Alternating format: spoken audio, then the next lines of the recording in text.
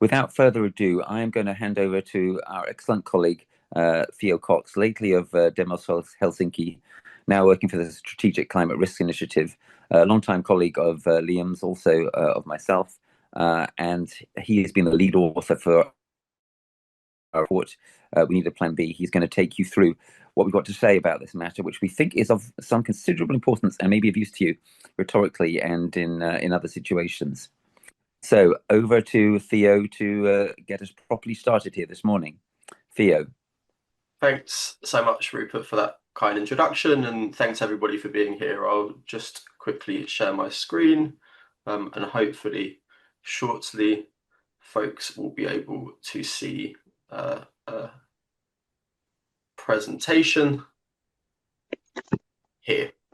Wonderful. So as Rupert noted, I'm here to talk to you about the idea of a plan B, that making the case that preparedness is actually a really essential and potentially valuable organizing frame for climate action as we enter into this new phase of climate crisis. But before I do that, I want to start with a little bit of a personal anecdote and taking you back to a happy summer last summer in Budapest.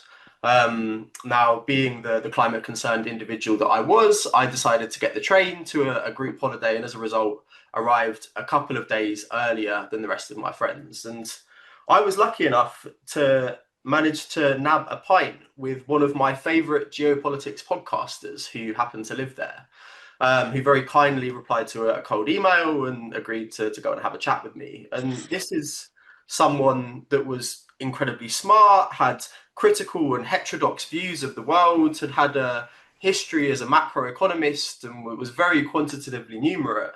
But I knew from listening to his podcast very much saw climate as an ideological issue. And so after a few pints, I plucked up the courage to raise this with him and raise my concerns about what I saw as the huge climate risks that were going to come down the pipe. So I raised these risks with my drinking partner, and he was very sanguine, and he responded as such, that I've done too much modelling to believe what the models say, and that as a response really shook me, to be honest. And we kind of went back and forth, but to no real avail. And this wasn't someone that didn't believe in the climate crisis, but it was someone that thought that the kind of the tenor of climate activism and the climate movement was just not something that he needed to take seriously. And it was at that moment that I realized that a lot of the framing and the debates that we engage in as a climate movement are in fact not ones that we are likely to win. And as a result, that those of us that really do see what's coming are going to need a different approach. But I think it's important to start with that we reacquaint ourselves just why that need and that different approach is so urgent in the present moment. And that means exploring some of the risks that we face today. Now, I'm sure many of these are going to be familiar to lots of folks on this call here today, but I think it's important that we go through them nonetheless. Now, of course, as I'm sure you're all aware, 2024 marks the year that we broke the 1.5 degree threshold. And if you'll remember, the climate activism of old had the old adage of 1.5 to stay alive. This was supposed to be the safe zone. And while it may be a matter of time until the IPCC officially confirms that we have broken this threshold over a number of years, for all intents and purposes, the 1.5 degree target is dead. Now, add to that, the empirical data shows that climate change is progressing far more rapidly and dramatically than models have predicted.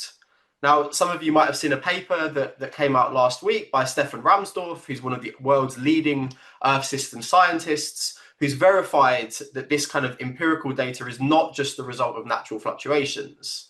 And this means that the worst case warming of what were often dubbed the more extreme end of the climate movement, so the likes of James Hansen and others, are looking increasingly plausible.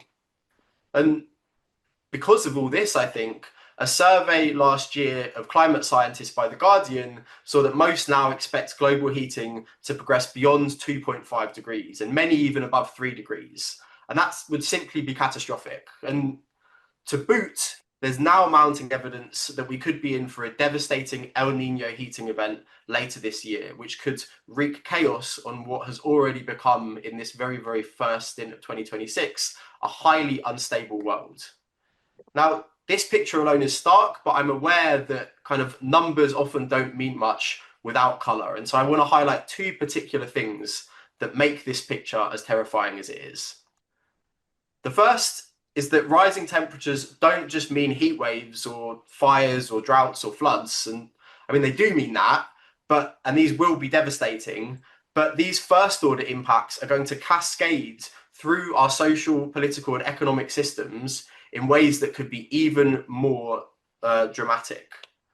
For example, they could result in food price shocks, or even multiple breadbasket failures in the worst case scenarios, where we have multiple of the food growing regions the world relies on hit by climate induced extreme weather at once, causing massive food shortages. And there's a lot of empirical linkage between food crises and civil unrest. And so this is a potential we could be facing across the world, but also even here in the UK, which you may have seen recently was described as a tinderbox when it comes to the linkage between food pressures and the potential for civil disruption. This could also mean increased risk of armed conflict across the world. And again, there's research that's shown that in sort of covered and affected regions, El Nino events have led to a doubling of armed conflict risk. So this very thing that we see coming down the pipe at us potentially at the end of this year could be a huge accelerant in an already violent world for more conflict. This could also mean the potential for financial crisis. And the Institute for Actuaries, so this is an organizational body of insurers and reinsurers, show that the global economy could face a 50% loss in gross domestic product between 2070 and 2090. And to put this into context, the total loss from COVID was, I think, in the low single digits of GDP loss. So this is vastly more significant than what we faced in probably the greatest crisis in many of our memories. And it could also mean, on that note, an increased risk of new pandemics as animal habitats shift in a changing climate. And this would happen just as critical supply chains for medicines and for pharmaceuticals are also threatened. And this is a dynamic that was highlighted, for example, in the European Climate Risk Assessment. Now, this is the type of really terrifying picture that was captured by the UK government's formerly suppressed report on national security implications of nature collapse. And given that was kind of one very narrow slice of this wider picture of climate and nature risk, the reality of the types of impacts that we face are probably even more severe than the already incredibly worrying scenarios outlined in that report. Now, part of the reason for that is the presence of climate tipping points. Now, these are irreversible changes in the Earth system, which kind of, when triggered, will jolt it into an entirely new state. Now, many of these, if they are triggered, would rapidly accelerate and also worsen the dynamics that we're already facing. So, for example, even more heating, even more sea level rise over potentially more rapid timelines, and creating the potential for these feedback loops that would self-reinforce these dynamics. But for us here in the UK, some of them could also drag us in an entirely different direction. So I'm sure many of you here will have heard of the Atlantic Meridional Overturning Circulation at this point, the AMOC, and you may have heard of its subsystem of the subpolar gyre. And these are North Atlantic currents, which ensure that we in the UK have an incredibly temperate climate and, mean that we can grow wine at a level that in Canada they have polar bears. Now, these systems have been shown to be at strong risk of collapse. And if that happens, the UK could get massively colder. Now, there's worrying evidence to say that the SPG, which is this kind of smaller subsystem, there's a 36 to 45% chance that this could collapse this century. So it's almost a coin toss that we could be faced with these dramatic and radically different events. And these impacts feature basically nowhere in our current preparedness planning.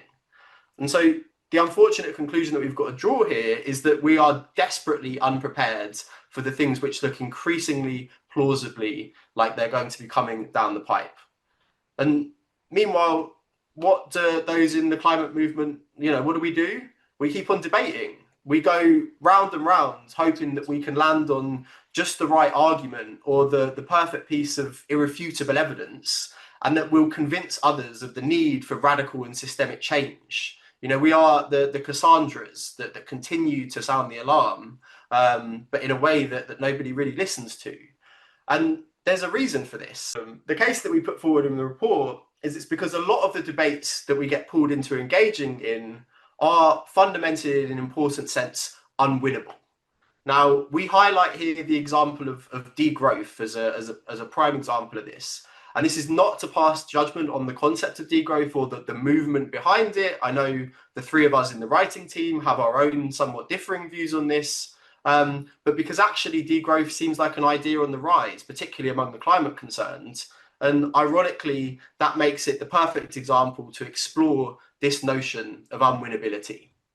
So as a little background for those that might not be familiar, degrowth is essentially the idea that the policies that we would need to be implementing to take true sustainability seriously, to kind of drag us back into the safe zone within planetary boundaries, would necessarily entail a managed contraction of the economy.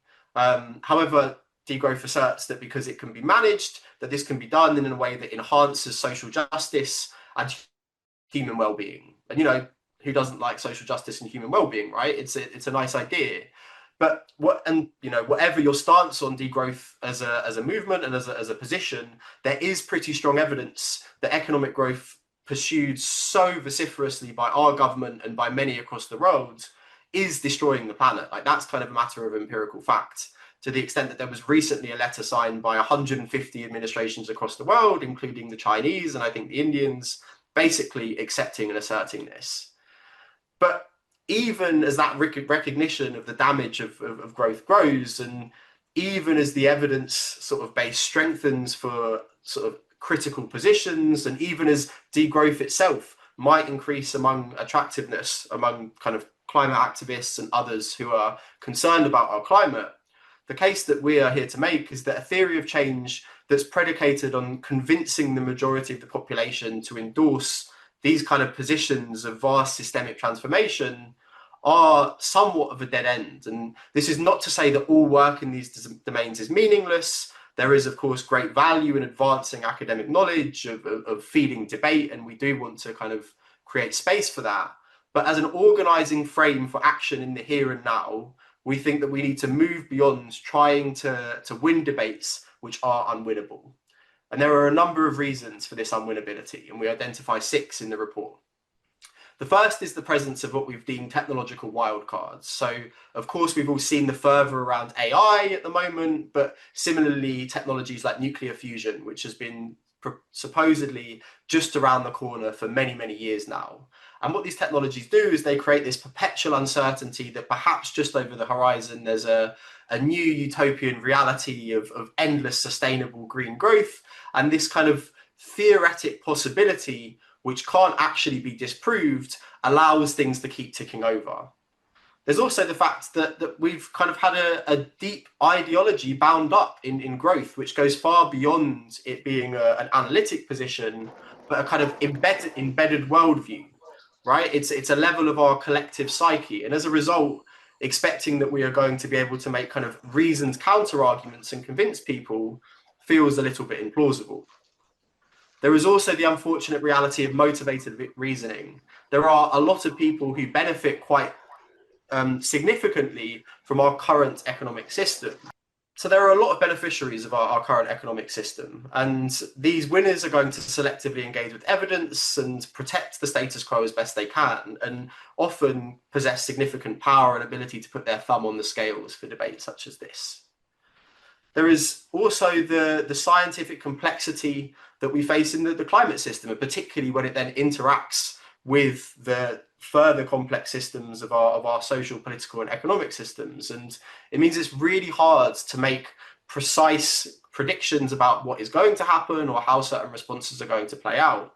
And as a result, the fact that we can't have the level of precision that often key decision makers demand means that they, as long as the rest of the public, will probably default to a mental model which is this kind of linear, manageable picture of change, which our minds can wrap themselves around.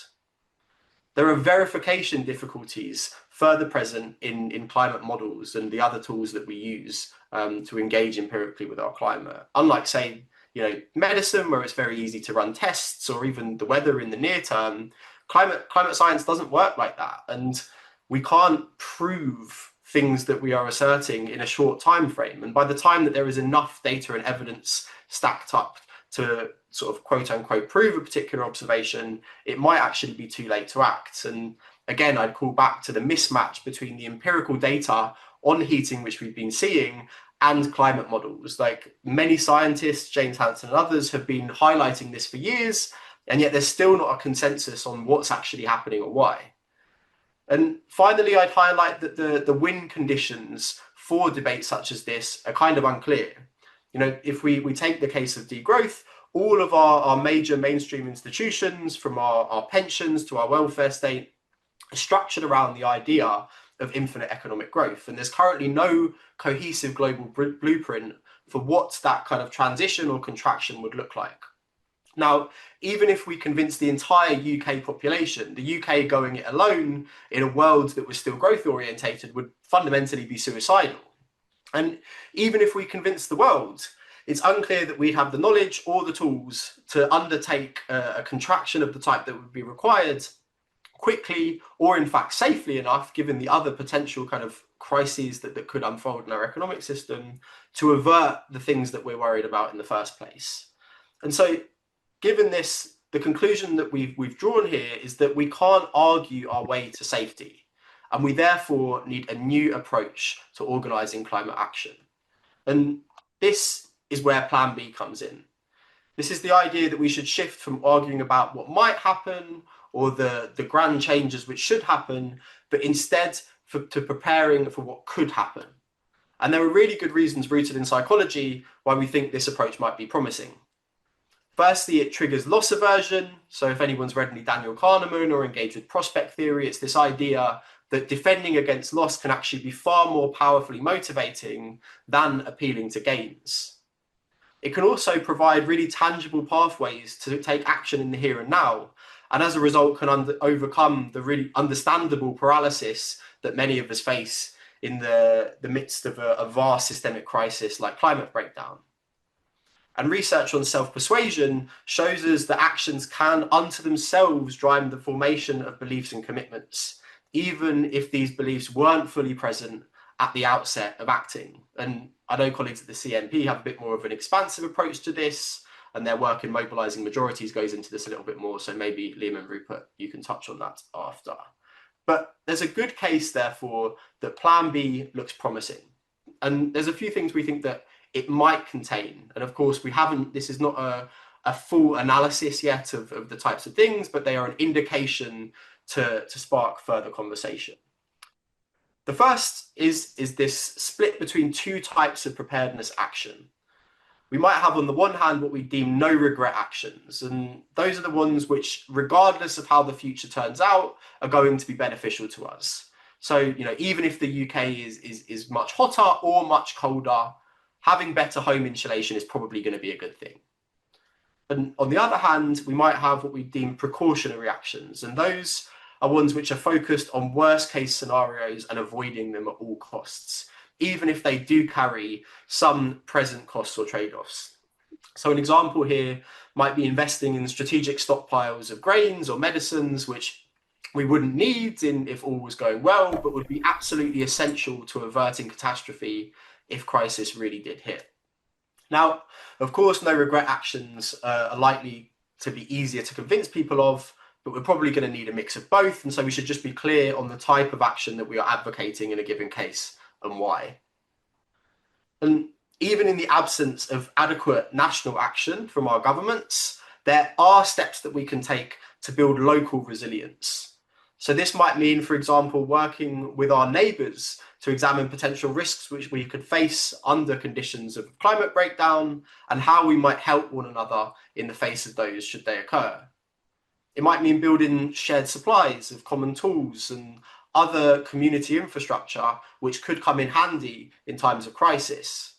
And it certainly would entail building the relationships and sort of coordination mechanisms and shared elements of trust which are going to be essential to the psychological resilience which would have to underpin any type of community response. And there is precedent for this. So, the Black Panthers, to my understanding, ran kind of community-orientated survival programs. And in Finland, a country that's very dear to my heart, and I lived for a brief period of time, there is a lot of work on community coordinated preparedness, where I would highlight that psychological resilience is placed front and center as a key pillar of response capacity. Now, we do, though, have to be realistic. The scale of the crises and the risks that we face mean that local action alone isn't going to be enough. We're going to need our government to take action on this. And as a result, we reiterate again the CMP's demands for a proper national resilience plan, one that engages far more seriously with the realities of catastrophic climate risk that we currently face. And the things that could be sort of covered by this particularly would include taking food security far more seriously than we currently do. Many of you might have seen recent headlines which have again highlighted that the UK is one of the most food insecure countries on the planet, and that there is a desperate need for us to consider how to close that gap. But it also means extending that approach to other critical supply chains and looking where we might have vulnerabilities and how we would harden those and shore up our ability to access the things that we would need to continue to survive and function as a society. It would mean ensuring that our infrastructure stock is still going to be resilient, however the future turns out, however hot or however cold the country could be. And it means putting proper national heft behind normalizing and supporting citizen preparedness. And again, to refer back to the example of Finland, while there is a lot of these local level action and structures, this is supported by a backbone of national action to ensure that local action has the capacity that it needs to be effective. And a final thing I'll note here is that while all of this is essential, none of it's going to be possible without a proper assessment of the risks that we face. So the initial national security assessment done by government was a great start, but that needs to be expanded in scale, in reach, in resourcing, and of course have political backing behind it. Ideally, not just from our government, but from a full spectrum. And this is something that many of us in this space have advocated for a long time, and it's going to be an essential underpinning to them planning in response to those risks. We need the awareness of what they're going to be like. So to round off, the three things I would leave you with is that we don't need always to win the debate, but we do, whatever happens, need to prepare. And given this, the idea of a plan B and preparedness might provide path to alignment and to climate action which can transcend traditional ideological divides, political divides, or even different understandings of the world that we currently face. Because fundamentally, preparedness is prudent, and most people like prudence. So this is an invitation to continue a conversation. Of course, there is so much more analysis and other work to be done. And I know Liam, Rupert, and others, there's going to be some great work coming out of CMP to take this forward still. But until then, thank you all so much, and looking forward to talking this through with you some more. Theo, that's just splendid. Great job. As you can see by some responses now coming. Thank you very much. And yeah, I think it's that point you ended on, absolutely critical, that we are trying to initiate or expand a conversation here, a conversation which is partly about how do we avoid getting caught in endless conversation and debate, right? How do we maximize the movement to taking the kind of action, the protective action, the plan B action, as we call it, that you very wonderfully started to outline for us there. So now some remarks from Liam and myself, the report co-authors, before we go to you for your questions and comments. So please be thinking about what you might want to ask. Liam, what would you like to add to what Theo has given us there? Yeah, I mean, I think one of the first things to mention here is that our cultural investment in the idea that we can win this debate, because that itself is a form of ideology, right? Which takes this kind of moving to a new future is in some ways a matter of inner work and emotional work, and letting go of the idea that, well, we can actually figure it out. We can win debate, that like reason works to guide us, and that society can come to the right conclusion is itself like a pretty deep attachment. It goes back to the Enlightenment. So to actually even step into the emotional space to take this approach, when people read the report, I would just remark on like thinking about the emotions behind it, and that's something that we'll follow up with in gatherings. And just to underline the practical experience, I think many people on this call are old enough to have lived through the 2000 dot-com bubble collapse, right? Before that happened, the growth, like the stock prices of companies implied something like a 7% growth rate in the overall economy, right, of the United States. Essentially imply that we were going to move into growth rates that were the current at that time seen in like Southeast Asia under like new Asian, at that time, quote unquote, Asian tiger economies, which is just a ridiculous idea for people selling things to each other over the internet. But the debate was, not really won, right? The bubble collapsed because the profits just never materialized. And same thing with 2008 financial collapse. People were inventing reasons why kind of property prices were rational up until the time of the 2008 financial collapse, which is basically about people getting rich by selling each other houses. So if you just kind of look at past experience and how thoroughly the facts were on the side in several of these, these points where you can look and see some type of calamity coming down the road from a rational perspective. The beginning of COVID as well, right? It was it was obvious for months before the kind of virus actually came to our shores that it was going to come to our shores, but nevertheless, people weren't prepared. So you aren't going to win it by debate. And AI alone is going to make sure of that, right? I mean, just on the fusion thing, I mean, I encourage people to look at the report. There's a report that's linked there about fusion. So the first supply contract for fusion energy was just signed. So artificial intelligence is allowing supposedly, well, and probably with some truth, the people to contain fusion reactions. So Microsoft has signed a contract to buy fusion energy for the first contract of its type. Of course, this is essentially amounts to like fusion being bought by a company from an experimental reactor, which is totally not commercially viable. But nevertheless, this is going to excite people, and we're going to have a whole another round of this. The report that the analysis of the situation that we cite in the report ends with, when fusion is probably still 30 years away, but this time it's true. Right? You couldn't make it up as far as the ability to keep on believing the same thing in the face of experience. So what are we going to do? Well, I think the act of planning itself is the best argument for transition, because the backup plan could feel like a return to attractive simplicity based on prioritization of the most important things and economic security, right? So like growthers have a dream, its current face is a singularity, right? That basically we think we're going to go on, and it's going to be like Star Trek, where you go to the stars, invent warp drives, and kind of, meet aliens.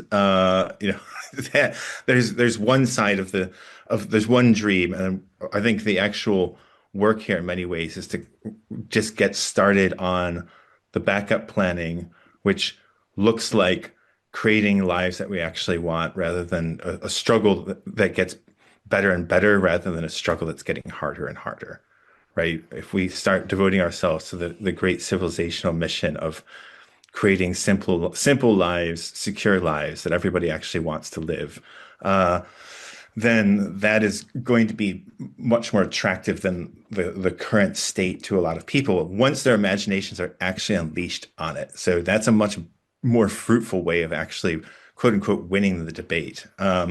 And that backup planning process could actually make the silent majorities visible. So as we'll discuss in the upcoming report, there's a majority of people, right, in Britain in 2020 thought they might see collapse in their lifetime, 56%, right? The same poll found similar numbers in other industrialized countries. Groups of people, majorities of people in the 80s worldwide think more of BAU is headed towards environmental catastrophe. So people already essentially know this at their gut level. We don't need to prove it to start the conversation. We need to start the conversation, right? So there's majorities of people who want to get moving on this, and getting these backup planning conversations started in earnest is a great way to make them visible, right? If we suddenly start realizing that actually we are a part of a majority who wants a different world, then that different world becomes possible, right? That's, I think, where we need to move on this is moving to dreaming to make the majority possible, visible, which in turn makes the majority much more possible feeling. So over to Rupert for his comments. Yeah, thanks, Liam. You very nicely made the connection there with the Mobilizing Majorities report upcoming. Perhaps someone can drop the link to that in the chat. And I think you've also implicitly made the connection to work that, of course, quite a lot of people on this webinar are doing, and that is very much foregrounded in our strategic adaptation for emergency resilience campaign, SAFER. But what this Plan B approach is about really is a different way of thinking about how we make the case for this kind of resilience building work as being something which is a no regret strategy, as being fundamentally precautious, as just kind of a new common sense. All I really want to add to what Liam and Theo have said is one further brief point, and then we will turn to the room for Q&A. So please be ready to put your hands up. My one further point is this. Theo alluded to the fact that Liam, Theo, and myself have slightly different views on the likelihood of collapse and on the necessity for degrowth. So I'm just going to offer you the substance of what my view of this is, folks, just very briefly, because I think it's an interesting take. So my view is, I've argued for many years that post-growth is inevitable, desirable, and essential, and that the further we go down the deadly track that we're on, the more obvious it is that degrowth is going to be needed in order for us to get there. But what I think is helpful in the context of what we're trying to say in this report, to add to that, is that my view is that you don't need to share my view in order to reach the conclusion that what we're calling a plan B, the development of a backup plan, the inaction of it at every level, is essential, desirable, common sense, right? In other words, it seems to me that even somebody who is very convinced that degrowth one way or another is coming, either because we will collapse or because we will find some way of not collapsing, which degrows us to a situation in which we can continue, which seems incredibly unlikely now, but can't be completely ruled out. Even someone who has my view that degrowth is basically inevitable now does not have to conclude that the most sensible thing to do under those circumstances is to argue for degrowth and to try to get degrowth to happen. My view is that the most sensible thing to do under the circumstances that we're in is to argue for a plan B and try to get plan B to happen. In other words, to prepare for very difficult, possible, likely, or indeed perhaps inevitable futures. So I hope that makes sense. That's what I've tried to do there, is give you a kind of illustration of the decision logic that is in this report, regardless of your view as to the desirability, inevitability, etc., of degrowth. And even if your view is that it's obvious that degrowth is essential, or that it's obvious that it's coming, or that it's overwhelmingly desirable that it would win the debate, even if that is your view, it still actually, we would argue, makes sense to instead go down the track outlined in this report, to cut out the middleman and go straight towards the safe option of moving in a plan B type direction, because the hour is so late and we're in so much trouble. Right. It is time for questions and comments, and we've already got some coming. So I will hand over to Pete and then to Sarah. I'm also going to invite Marilyn from the chat to ask her question, which is a very interesting one for us, I think. So, Marilyn, can I put you third in line after Pete and Sarah? Pete Sudbury, welcome. Thank you, Rupert. Apologies, my camera has decided that I'm looking so awful this morning it won't work. So, and I was just going to pick up what Liam was talking about, saying saying that fusion is probably 30 years away, and so on, and the idea that we should believe in this stuff is dodgy.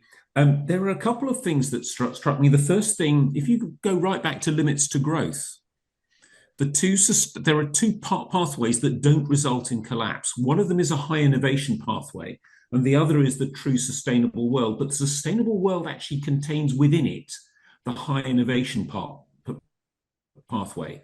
And we are so far into overshoot that we could go to degrowth tomorrow and we would still all be wiped out.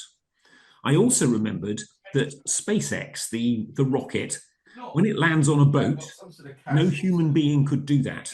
It's actually smarter than us. It's actually cleverer at tech. And so maybe actually fusion does work. I don't think it's an answer, but I think we need to understand that there is a parallel strand that says we have to innovate like heck to get out of the mess we're in, as well as stopping making the mess worse. Sorry. Thank you. Great. Liam or Theo, would you like to respond to that? Yeah, I'm happy to come in, and thanks. I think that's a really important nuance to add here. And I think one thing I would emphasize is that we are not saying that there is we should abandon all hope for innovation, or that technological advancement plays no role in the attainment of sustainability, or in fact of resilience. I think that's fundamentally not true. The example that I would highlight, of course, is we are going to need vast amounts of carbon capture. One way or another, we are going to have to suck loads of carbon out of the atmosphere. We don't really have the technologies to do that currently, so we are going to need to go all in on certain directive bits of innovation. I think that's a kind of irrefutable fact.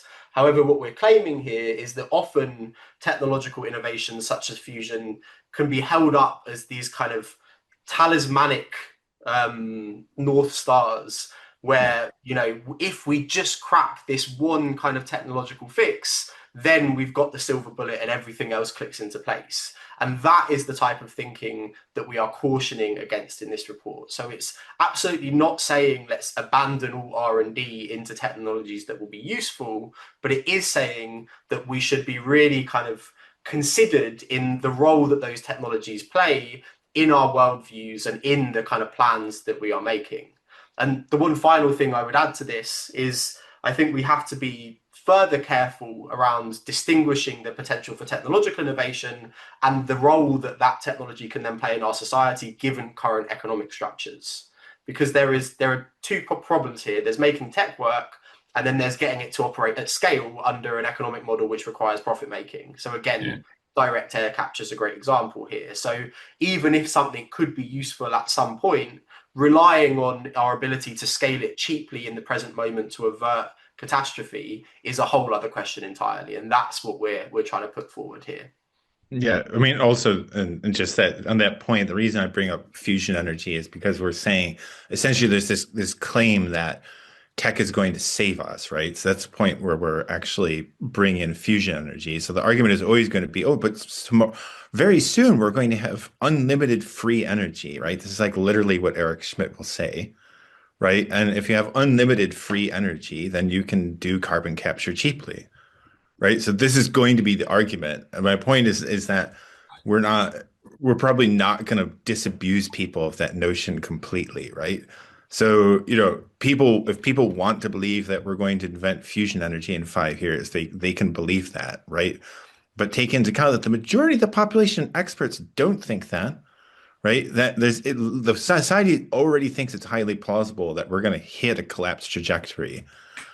Means that we should be able to start conversations about planning for that. What would it look like, and how should we design resilience? There's a difference between thinking we can win the argument completely and defeat every last argument of the other side rationally, logically, rigorously to everybody's satisfaction, and making plans for the possibility that the other side is wrong, which the majority of the population takes very seriously already. I completely agree with both of those. Thank you very much. Thanks, Pete. Let's go to Sarah. Sarah, will you ask your question? I'm assuming that's me. It Can you is. hear me? All right, I'm outside. Can you hear me okay? Yep. Yeah, thank you. That's really lots of really useful things to think about, and there's some great graphics in that report. So thank you for that. So my sort of question really is about the problem with Plan Bs is that when you're in crisis mode, it's very difficult to think about Plan B, and everybody just concentrating on trying to do Plan A, trying to deliver Plan A, and everyone that's in the UK will know that our government has been talking about retrofitting and insulating homes for years, and it's not happening at scale still. And that's something that's pragmatically sensible, even if you don't believe that collapse is forthcoming. So it seems like that, of all things, would be quite an easy win, and it's still frustratingly slow.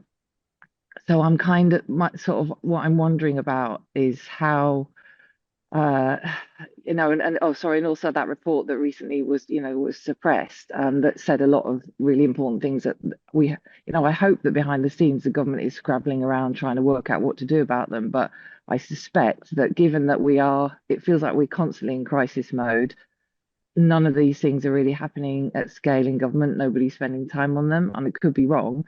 But what do we do to either motivate government, who ultimately it's structurally easier for them to forward these kind of things? How do we motivate them, or how do we bypass them and just get on with it ourselves? Super question, Sarah. Quite a lot there. I'll start on a couple of those themes, and then my colleagues may want to jump in. So firstly, on collapse, of course, it's important to note that what we're not saying here. We're not saying here everyone ought to conclude that collapse is terrifyingly probable or certain or something like that, right? That's another unwinnable debate. What one should conclude is that collapse is now definitely possible. For example, the suppressed report says so explicitly. And perhaps, arguably, I would argue, probable. But even just kind of definitely possible is enough, right? And also, let's note that a lot of the work that we do in the safer work isn't even necessarily premised on collapse being possible. It's merely premised on the certainty that we are now very exposed to and vulnerable to impacts and cascades from those impacts, as Theo said, which we weren't so exposed to a generation ago. That's enough, right? So again, it's worth remembering what debates we need to win and what debates we don't need to win in order to get to roughly where we need to get to. And the key part of what we're saying is actually there's quite a lot of debates which are very interesting and seem super important that we don't need to win in order to agree together and mobilize together as a society, as communities, at whatever level we can. And then on the part of your question about the suppressed report, so I get to sometimes speak to people in government, etc., who are in these kinds of discussions. I'll just tell you very briefly my sense of where we're at. It seems that the government is not as yet taking seriously what's in that report. They have tried to run away from it and hide from it. They continue to do so. When parliamentarians are bringing it up in Parliament, the answers the government is giving are absolutely risible. So we need to continue to put pressure, continue to put pressure about this report. We need to ask for it to be made public still through our parliamentarians. We need to spread those amazing ITV reports that were put in the chat earlier, and so forth. But there's something else as well, which is, as you implied, that in the absence of sufficient government action, we need to do what we can. Now, one more thing. Government is taking some action on some of this. There is one likely beneficial consequence of the horrendous Iran conflict going on at the moment, which is it is concentrating the minds of the government on defense, including civil defense. And apparently they are making some kind of plans now are bringing forward plans on civil defense, which were not there even 6 months ago. And that's welcome, because a lot of what one does to prepare in relation to potential war and supply chain shocks is the same as what one does to prepare against climate shocks and against AI-related shocks, etc. There are big overlaps here, and we can and should use that to our advantage. Theo, and then Liam, and then we'll go to our next question from, I think, Marilyn. Yeah, absolutely. And I think, Rupert, just building on that last point to start, I think we have seen, as imperfect as it may be, a real groundswell in at least the kind of narrative acknowledgement by major governments of the need for resilience, right? You're seeing this in the EU, you're seeing this in the UK, and it has yet to filter into the types of meaningful resilience building that we would want.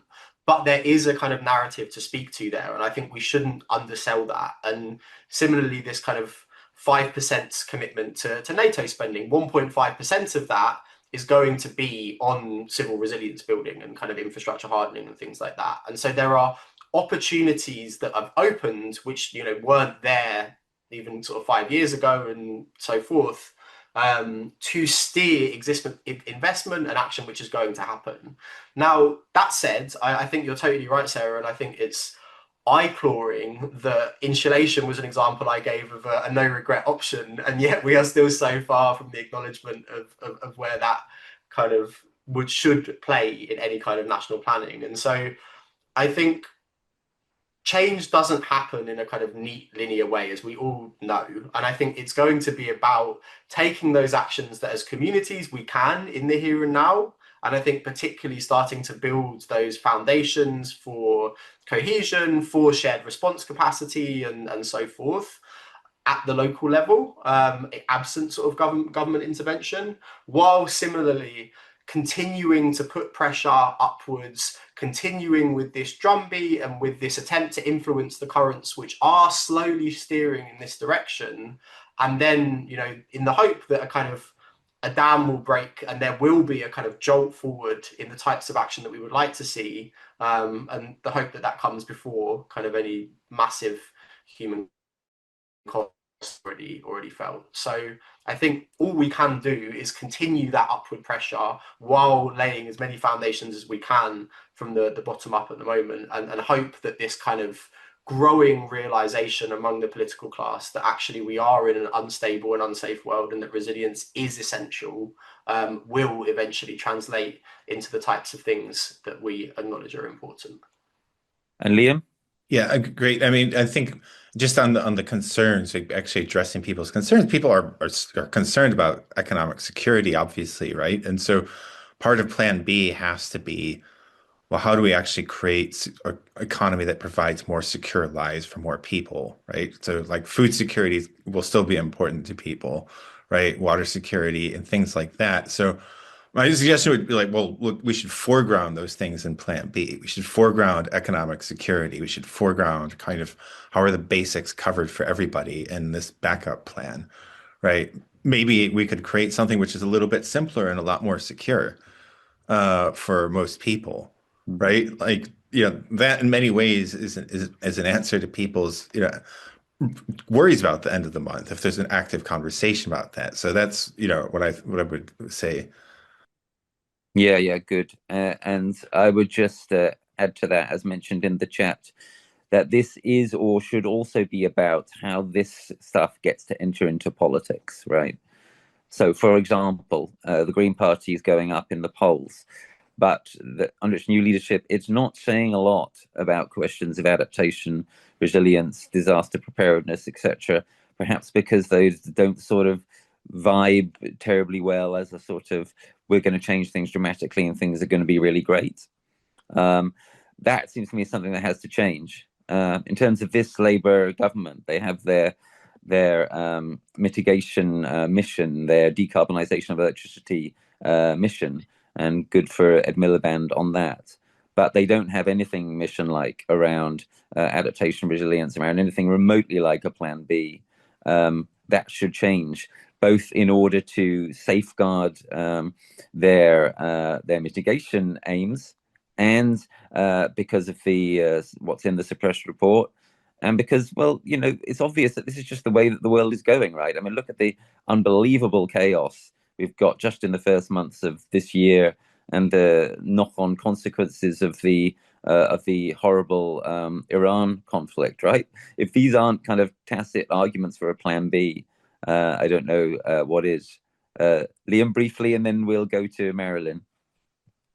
Oh, no, I was sorry. I just Okay. didn't lower my hand. Right. Over to Marilyn.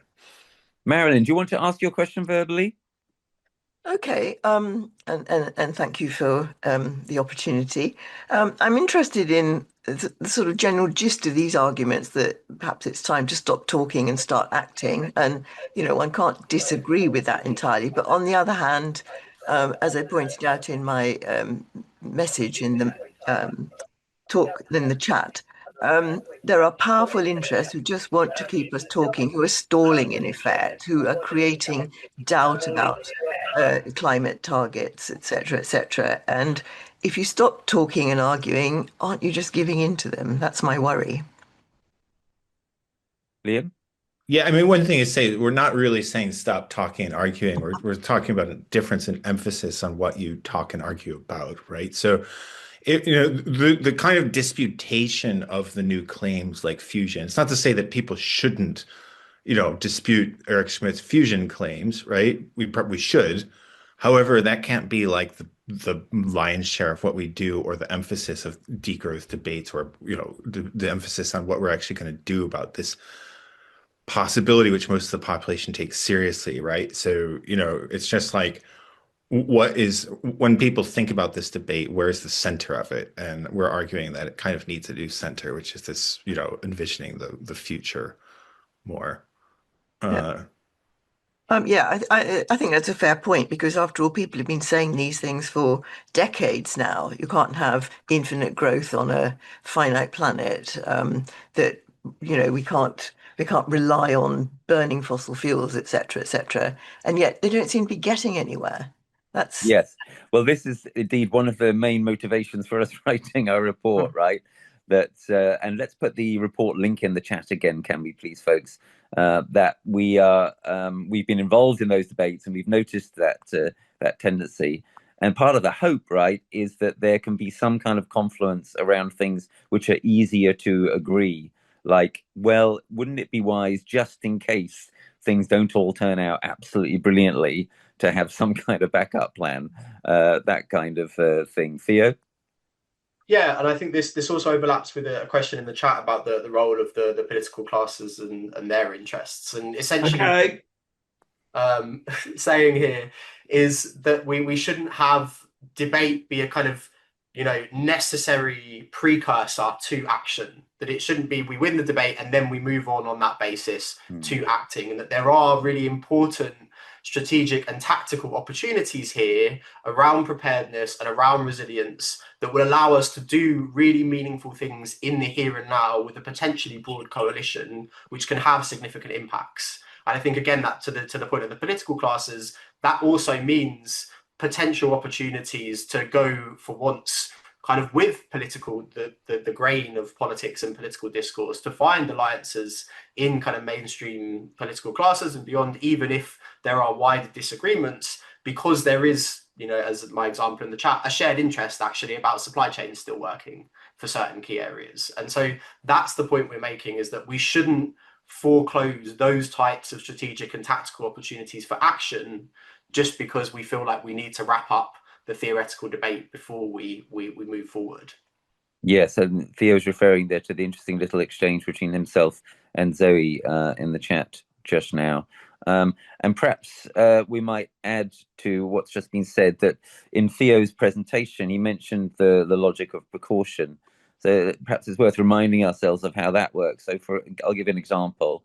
So the neonicotinoid pesticides have been basically proved in the last few years to be very damaging to bees.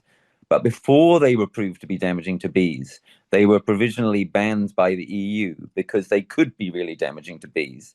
And what the EU didn't want to do was allow all of that damage to eventuate before it got proved that they were so damaging, right?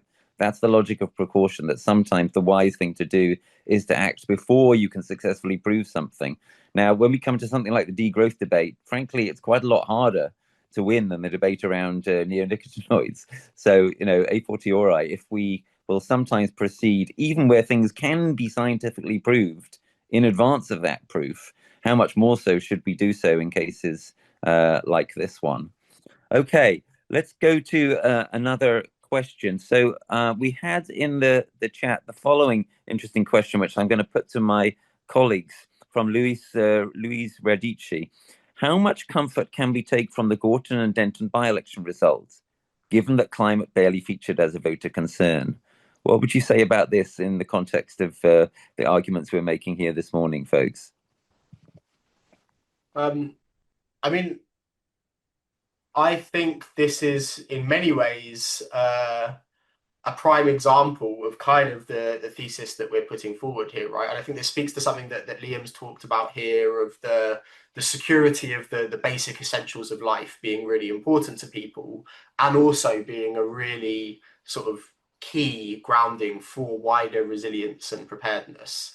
And I think we have to face up to the fact that we are in a political climate that fundamentally is not amenable to climate messaging being the banner under which we kind of organize in mass politics, right? It doesn't mean that we should abandon it entirely, but there is a reality with regard to what sort of is really going to move voters. And I think it's, again, saying, how can we be strategic and looking where is the intersection of that Venn diagram of things which are going to help our preparedness, our resilience, and actually, our sustainability, and also the things which are going to create better lives for ordinary people in the here and now, and advance forward on that basis, right? And so a lot of the things that are going to help with food prices, with energy prices, and so forth, are going to be the exact things that you would want to be advocating if you care about resilience in the face of climate breakdown, right?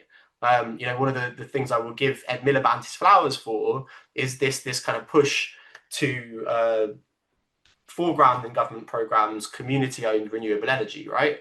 And this is great for sustainability, this is great for communities, and this is also great for resilience. And so these are the types of things where we can look at, it's not saying, oh, you haven't foregrounded climate, and so therefore this is, in some sense, a betrayal of the climate movement. This is saying there is a strategic frame here that we can advance many of the same objectives for preparedness and resilience in a way that is going to resonate with the experience of voters on the ground. And so that's the reads that I would have of Gorton and Denton. Yeah. Very good. Yeah, I mean, I'd say similar in that we also, we need to, I think it's on us to create an issue for the Greens in many ways. So people, not, this call particularly, but people who are in the Green movement or people who are the most climate concerned, how do we create a winning issue for Green, or winning rhetoric for the Greens to include in their pitch to the public, right? So, I mean, because Zach Polanski's commercial, the running commercial, if people have seen it, right, really speaks to this desire to slow down. It's a great commercial, right? I think that aesthetic, that point, could totally be incorporated in Plan B, right? But, they're busy people, so I think we have to kind of like put something in front of them to take a look at. Like, we think you could win with this. Here's some polls, right? Rather than, expecting them necessarily to get there before us. So, that would be my thought, is like, let's develop these thoughts, Great. We're going to come next to Robert Parry's question from the chat, and then we're going to go to an electronic hand from Jessica Townsend. So Robert's question just now is, should we be working from the premise that collapse, or what I prefer to call dissolution, as happens when a caterpillar transforms into a butterfly, is inevitable? Without it, the depth of transformation is impossible. I take it he means the depth of transformation we need. Planning for it and the world beyond changes our focus. So a thoughtful question there. How would we handle that from the perspective of the case for Plan B? Theo or Liam? I could go. Yeah, I Yeah. mean, no one's, stopping people from operating from that premise. I think a number of people on the authorial team do. What we're arguing for is that we're trying to get the rest of everybody to do that, right? So we're talking like a U-shaped consideration of what it looks like if we think collapse is inevitable. Look, do that if that's where you're convinced of. And I think that's a great place to come from. It's just whether we're going to get everybody to go there, right? Versus mightn't the visions that come out of investing in that perspective also be attractive to the rest of the population in some way? And mightn't we actually shift things by sharing them, holding them up as realistically already part of what the public thinks is might at least be necessary, right? There's at least a 50% chance, according to the public, that we would need to look at things that way, or we would be best advised looking at things that way. Good. Thank you. Let's go to Jessica. Hi. It seems to me that what's going on around Iran and the oil price, and the fact that what's been going on militarily might lead to higher fossil fuel prices, but also vulnerability on food poverty as well as fuel poverty, is an opportunity to put the resilience argument forward. I couldn't sleep last night and I listened to a bit of the rest is politics. They were saying, what if the whole what if we'd gone totally green? We would be independent of this crisis. And that is mainstream old duffers who didn't get climate stuff. And, because it's been circulating in the discourse enough, it's kind of filtered through. So that's one thing, that there's an opportunity there. And isn't the problem with debate that too often we're being kind of thrown a bone by, I don't know, the Telegraph or GB News to argue the finer points. And it's just a way of making us ineffective, making us expend energy. Mike Berners-Lee talks about, he did a report on the mine in the north of England, and it took him weeks to do it, and it was an absolute nonsense. It was very clear that it wasn't a carbon neutral project, which is what Michael Gove had claimed. That's me. Great. Thanks, Jessica. Makes great sense. Liam or Theo, anything you'd like to add to that? I agree. Good. Let's go to Steve next. Steve Peel. Will you ask your question verbally, please, Steve? Yeah, thanks. I want to go back to Theo, if I can. And I'm speaking as someone, I suppose I'm still quite attached to Plan A, and not discounting Plan B in any way, but limited time and resource. We're a small community group. We have to decide where to put our efforts. So I liked your 6 points saying that Plan A is unwinnable, all right? But looking down them, technological wildcards, ideological resistance, motivated reasoning, surely they all apply to some extent to Plan B. Plan B involves change, doesn't it? You're changing from business as usual, right? Any kind of change, you could say, yeah, but a technological wildcard means, well, that not really necessary. Ideological resistance, well, the same. Motivated reasoning, in other words, vested interests. They don't want us to buy less stuff. They don't want us to share things in the community, really. So just spell out, would you, Theo, why they don't apply to Plan B? Great. Yeah. Theo, then myself. Yeah, it's a great question. Thanks so much. So I think I'd say a couple of things here. Of course, all change is going to experience to a greater and lesser extent some of these things. And I think you're right to highlight that. I think what we are arguing is that the kind of focus on near-term preparedness is something where you are going to be able to find a lot more potential overlap, which can transcend some of those, right? So I think to give you a few examples, nobody is saying in the present sort of mainstream political discourse that resilience isn't important because AI is going to something. Maybe some people are, but you know, the quote unquote serious mainstream politicians will still say that some form of resilience measures in an unstable world are increasingly important, even if they are sort of in other contexts peddling ideas that new technologies are going to be massively transformative. I think similarly, elites that are massive beneficiaries of the current system don't want to see supply chains in critical goods break down. There is a reason that critical minerals have become the buzzword of so much mainstream political discourse. And that is because there is a fundamental intersection here between the interests of asset owners, of decision makers, of people who are beneficiaries, and actually also in some cases, the rest of us, right? Because we do want affordable solar panels. We do want food supply chains that still work. But actually, you know, whatever one may think about the underlying kind of rationale, so do many of those who are kind of quote unquote beneficiaries or in power.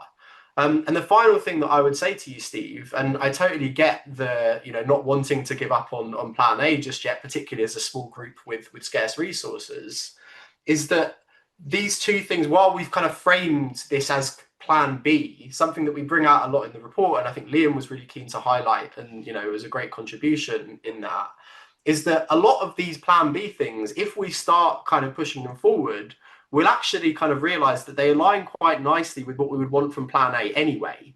So again, I'll refer back to that example of community-owned sort of decentralized renewables infrastructure as one kind of idea.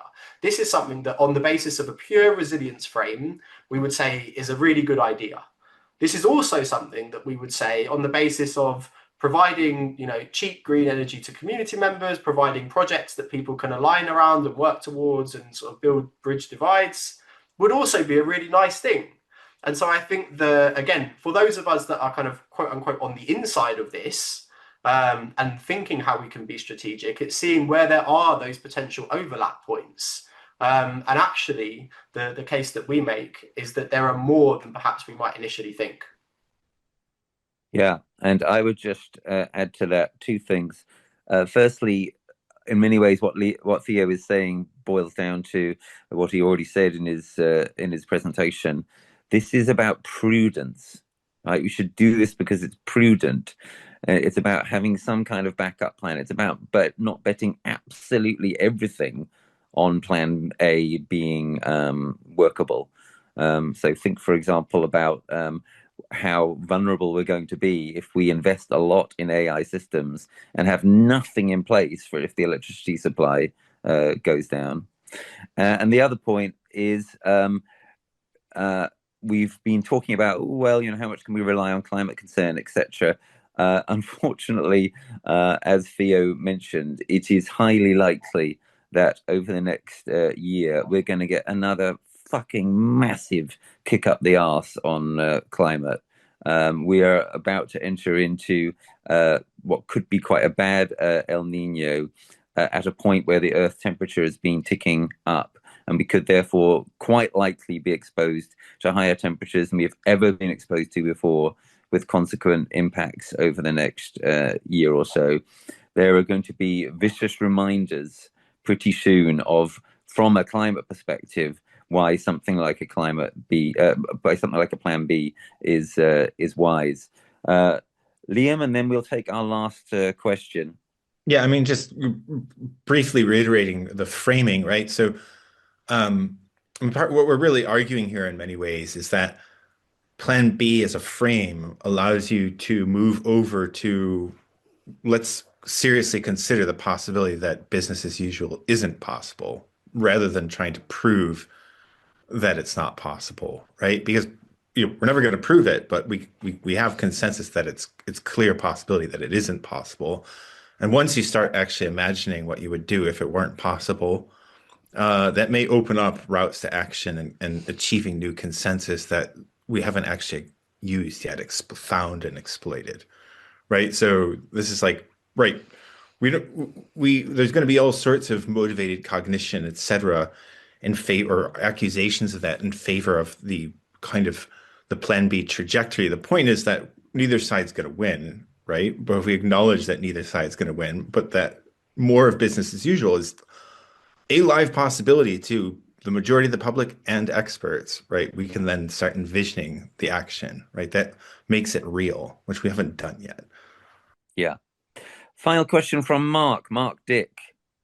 Mark. Yeah. Thank you very much to the Climate Majority Project for this morning's webinar. It's been excellent. My question to Theo is modern monetary theory an unwinnable debate? Because as Sarah referred to earlier, the cost of living crisis is prominent in everybody's minds, and perhaps a sovereign money approach might mobilize a lot of resources for Plan B. That's one of my favorite topics. So thank you for finishing on that one. So my approach to this is twofold. I think in general, I think we are going to have to rely on monetary policy at some point, right? It's just an irrefutable fact that the things that are going to be required of us in the, not even too distant future are going to require turning the monetary policy taps on, as we saw in the COVID crisis, right? And the key is going to be to avoid the type of monetary policy intervention that we had in 2008, 2009, where you basically just kind of flood a private financial sector that doesn't really release any liquidity, and it's crap for ordinary people. So in general, the role of monetary policy, I think, is going to be essential. However, when it comes to modern monetary theory in particular, in the near term for a country like Britain, I'm a lot more bearish. I'm a lot more skeptical. And the reason for this is essentially that we are a country that relies on people using our financial system and our financial services to prop up a massive trade deficit and to prop up the value of our currency, right? And I would see the implementation of modern monetary theory in a country like the UK as actually leading to potentially massive financial destabilization, the potential for kind of exodus from the use of our currency in a way that could actually kind of crash our economy. Just because we are sovereign, I think we are in a very different position to the US, which is where a lot of this MMT theory has come forward.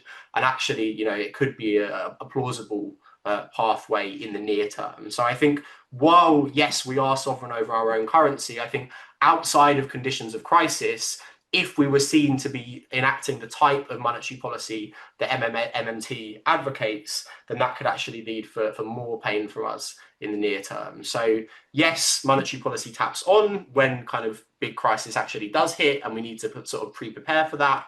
But I don't see MMT in the near term as the answer to our economic problems. Fantastic. Thank you so much, Theo. Thanks, Liam. Thanks, everybody, for coming. We are out of time. We are coming to an end here. If you want to save the chat, you can do so. We will keep the webinar call open for a minute after we formally close. Please remember, as was recently put in the chat, that we have our massive follow-up Mobilizing Silent Majorities report launch later this month. If you've enjoyed this morning, do come to that. The recording of this webinar, as well as the chat, will be made available to everyone who registered in the next few days after this. Do share it. And, final kind of point, obviously do read the report if you've whetted your appetites, and do share with people in whatever way best suits that you think we are maybe onto something here this morning, or what you've learned from the discussion that we've had here this morning. We're hoping, obviously, with this Plan B idea to create something of a conversation which will lead, in the ways we've been talking about, into action without debate having to be interminable. And as was hinted earlier also, this Plan B report is going to be the jumping off point for further reports later this year, including the report we're going to have much later this year on Throughtopia, which is going to seek to get into more detail on laying out the path to Plan B. Thanks, everybody, so much for coming here this morning. We look forward to seeing you again next time. Feel free to unmute now and say something if you wish to do so, everyone. And after this splendid breakfast meeting, have a good day. Thanks all so much. Thanks, guys. Thanks, everybody. Thanks, guys. Bye. Thank you. Thank you. Thank you. Thank you very much. Bye. Bye. Thanks a lot. Thank you. Thank you. Magic.